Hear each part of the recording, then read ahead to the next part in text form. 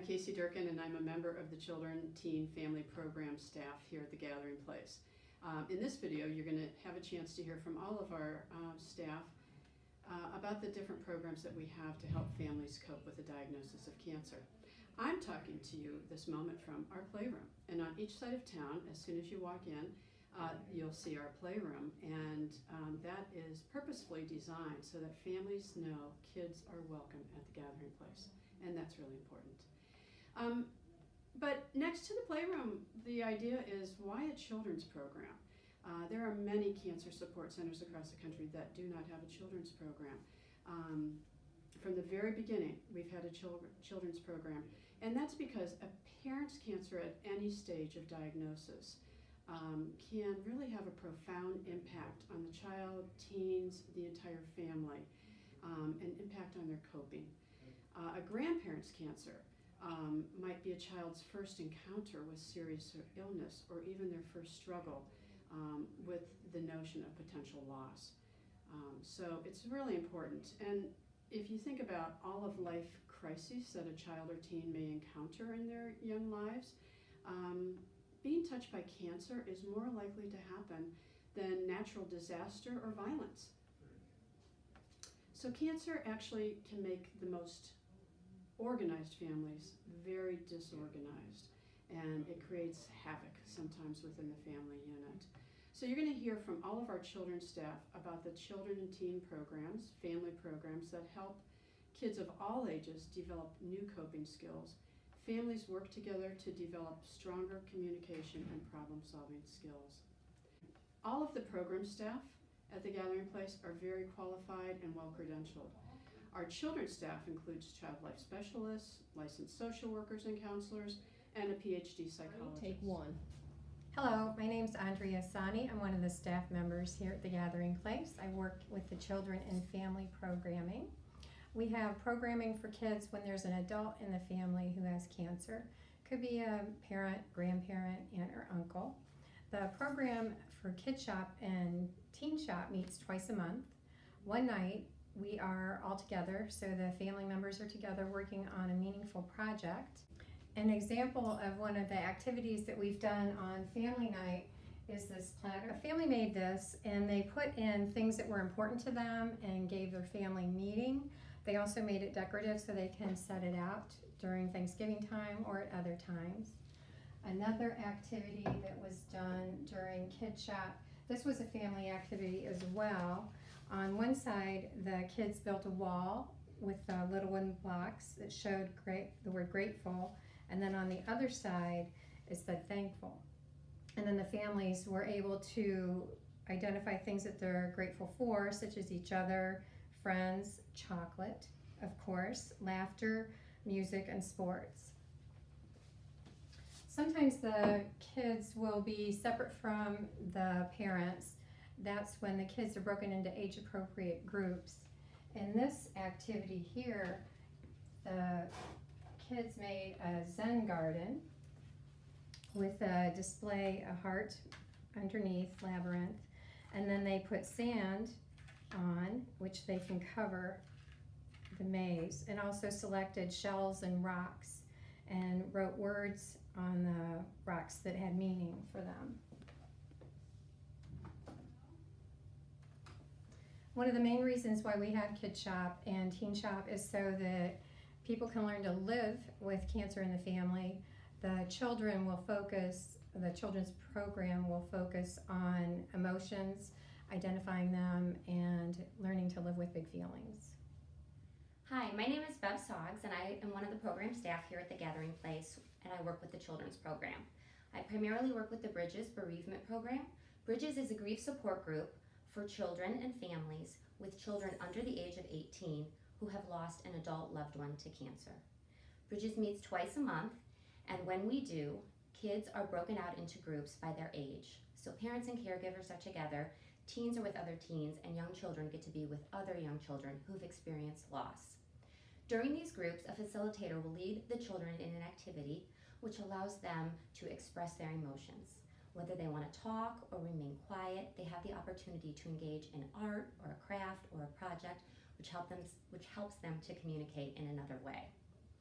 At the end of Bridges, we all come back together and enjoy a snack, and families get a chance to get to know each other a little bit better. When you are in our wonderful playroom, you will notice we have a lot of medical equipment, pretend medical equipment, but based on real medical equipment. So an MRI machine, a CT scanner, dolls that have hair, but the hair can be taken off to reveal a head of no hair. We have real blood pressure cuffs, syringes, tourniquets, stethoscope. All of these things can be very therapeutic for children to play with. These things can be very fearful for kids, whether they've experienced them themselves or whether they've had a loved one who's had to have a medical procedure that they heard about or that they witnessed in the hospital with their loved one. So this takes a little bit of the fear away, being able to play with it, touch it, to see that some of these objects are safe. Young children are very literal. So if they hear CAT scan, they're thinking it has to do with cats. This allows us, volunteers, staff, to overhear some of the comments, see how the children are interacting with things, and maybe debunk some myths that they may believe about certain pieces of equipment, or help them to realize what something really does so they feel less afraid. Hi, my name is Erin Rafter, and I'm part of the children's staff. I work mainly on the west side, and today I'm going to talk with you a little bit about Animal Camp. And so Animal Camp is one of our hallmark programs. We do 5 weeks of camp every summer. The camp is focused on kids not only who have a loved one who currently is dealing with cancer, but also kids who've experienced a loss. We have 2 weeks that are East Side based, and we have 3 weeks that are West Side based. These kids are ages 6 to 12 years old, and the families can get involved with Animal Camp by either talking with me or Casey. We do registration usually early spring in order to get everybody set up for the summer. The purpose of camp is really to build resiliency for our kiddos, and so we involve them in lots of different activities. In the mornings, they are working with a specific group of animals for that week. It could be horseback riding.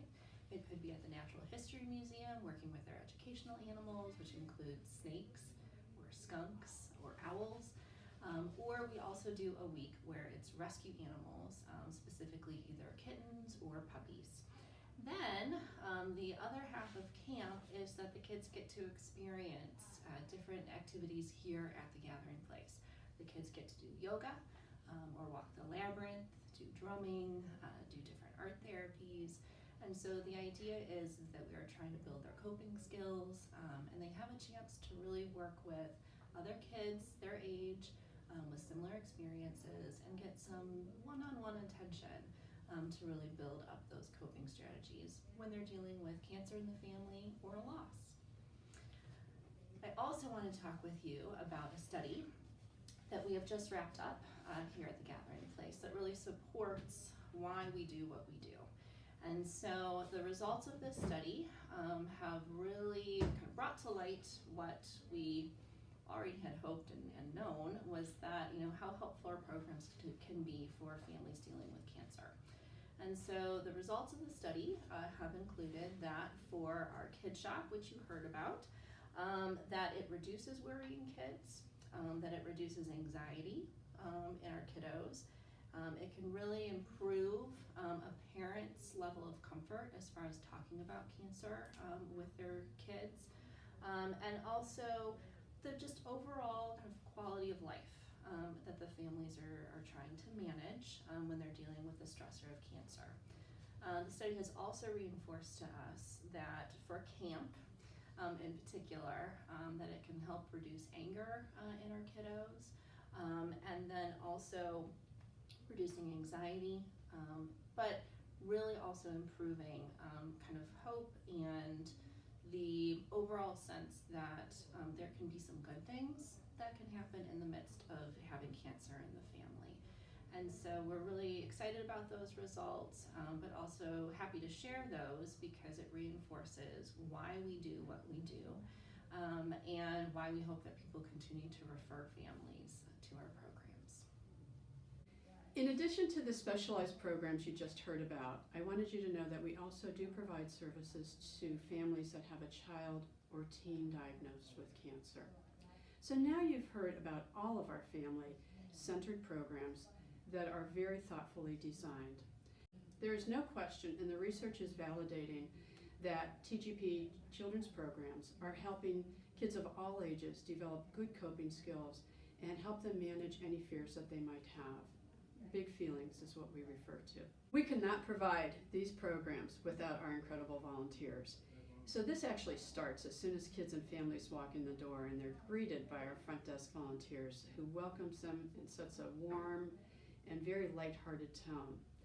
Our children's program volunteers actually help co-facilitate the groups. They help us prepare the materials, clean up afterwards. We even are always pushing the vacuum here. Our animal camp volunteers actually give up a full week of like 9 to 4 every day to be with the kids and to help them have that special experience. We thank you in advance for making a difference in the lives of so many.